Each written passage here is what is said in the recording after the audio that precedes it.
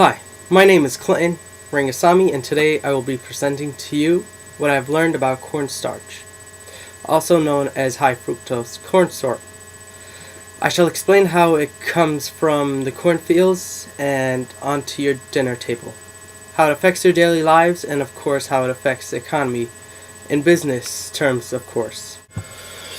Cornstarch or high fructose corn syrup is made of the nutritive reserves of many plants. During the growing season, the green leaves collect energy from the sun. The energy is transported as a sugar solution to the storage cells, and the sugar is converted to starch in the form of tiny granules, occupying the most of cell interiors. The conversion of sugar to starch takes place by means of enzymes. Then following spring, the enzymes are also responsible for the reconversion of starch into sugar, released from the seed as energy from the growing plant. Most households have a hidden box of cornstarch on the pantry shelf. It is commonly used ingredient to thicken sauces and gravies. But did you know that primary use of cornstarch after it was invented in 1840 was for starching laundry and industrial uses, only for adhesives cling or stick to, or coatings? It wasn't until around 1850 that the uses of cornstarches began to find their way into household uses. Scientists at the USDA Agricultural Research Service combined simple cornstarches with a synthetic chemical. They created a product so absorbent it could absorb hundreds of times its own weight in water. They nicknamed this product the Super Slurper. In 1976, it quickly found its way around the marketplace. It seemed the Super Slurper absorbed 200 times its weight in water. Today, the Super Slurper compounds and others like it can be found in everything from batteries, fuels, filters, baby powders, wound dressings, and even disposable diapers and sanitary pads. Outside North America, cornstarch is known as corn flour. This shouldn't be mistaken as cornmeal, which is a thicker precursor of ground corn which uses a whole corn kernel. It cannot replace cornstarch in our daily recipes. The top 3 companies that benefit from higher corn prices are Arch Daniels, Midland and Bunch, Monsanto and DuPont, UAP Holding. Arch Daniels, Midland and Bunch grow corn and as such benefit from rising corn prices as their crops command higher prices on the market.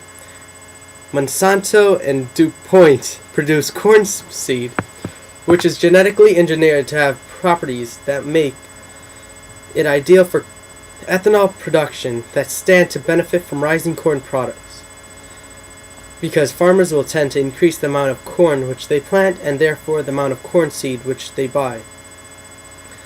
UAP Holding, which also known as UAPH, distributes fertilizers, insecticide, antifungal and other chemicals used in farming of corn.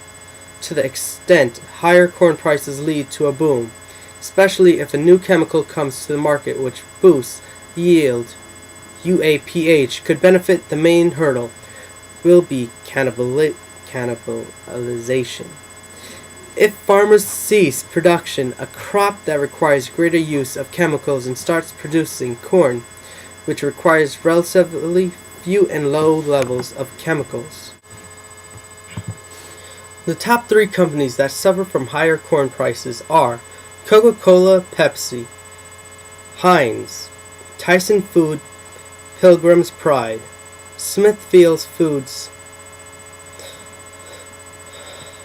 Coca-Cola, Pepsi, and other makers of non-alcoholic beverages are hit particularly hard by rising corn prices, as high fructose corn syrup is the principal sweetener in many of the soft drinks these companies produce.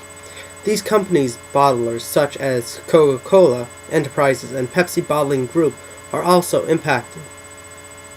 Heinz and other ketchup makers suffer from corn prices that go up because high fructose corn syrup is the key ingredient in ketchup. corn syrup prices have shot up 25% for Heinz, effectively rising their ingredients cost by nearly 5%. In quarter ending August 2007, only 2.8% of the increase was passed on to consumers via a price raise. Tyson Foods, Pilgrim's Pride, Smithfield Foods, and other livestock companies use corn as animal feed. When corn prices go up, it becomes more expensive for them to raise animals, squeezing their profits in order for them to survive. High fructose corn syrup. High fructose corn syrup is made from corn, the most widely grown crop in the Americas. A common misperception is that high fructose corn syrup is high in fructose, which is not true. Like beet sugar and cane sugar, it is composed of nearly equal amounts of glucose and fructose. It is classified as high in fructose only because it has more fructose than normal corn syrup, which is made of glucose. To make high fructose corn syrup, the corn is first harvested and sent to the wet mill. Next, the corn is crushed in a mill and then run through screens in order to separate the cornstarch from the other parts of the kernel. After being separated, natural enzymes are added to the liquid, which converts some of the sugars in the liquid from glucose to fructose. The resulting liquid is typically 42% fructose and 58% glucose.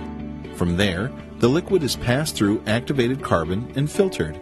The final product is called HFCS42 and is used to sweeten many baked goods. Some of the HFCS42 then goes through a liquid filtration process to increase the fructose content, creating a liquid that is 90% fructose.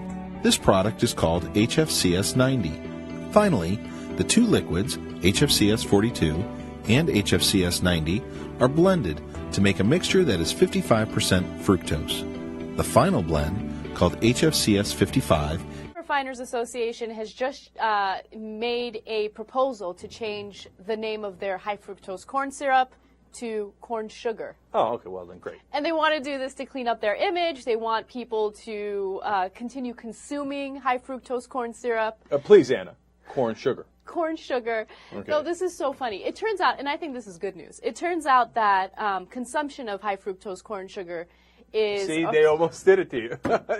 You went halfway. Yeah, the consumption of it is down the most that it's been in 20 years. Mm-hmm. Okay, so people are like, no, not buying it anymore. It's not good for us. We're not going to eat it. We're looking for some hardcore real sugar. Yes. You know, people are now in L.A. selling Mexican Coca-Cola. Okay, and people are like, what? Because it tastes delicious, by the way. No, you know why? Because in Mexico they were, but that changed recently too. Right. They were putting sugar in their Coke instead of high fructose corn syrup. So people were like, get rid of that, give me the one with the real sugar in it. So now this happened all across the country, actually. I mean, that's a funny little example, but Heinz ketchup and Sara Lee and a number of huge brands switched back to sugar, right?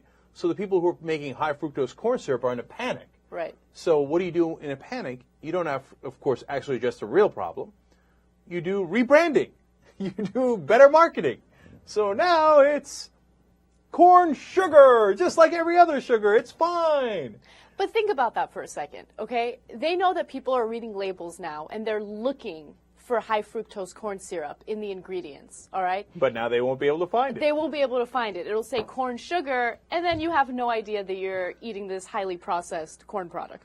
Right. Now, they claim it's sugar just like any other sugar. You know, we'll leave that up to the scientists. And the FDA has not approved it yet. It'll take 2 years for them to approve it so that when you look at the packaging, it'll say corn sugar. And will the FDA approve this? Come on. Like businesses don't run this country? Of course they will. But right now in the marketing, they can immediately start calling it corn sugar.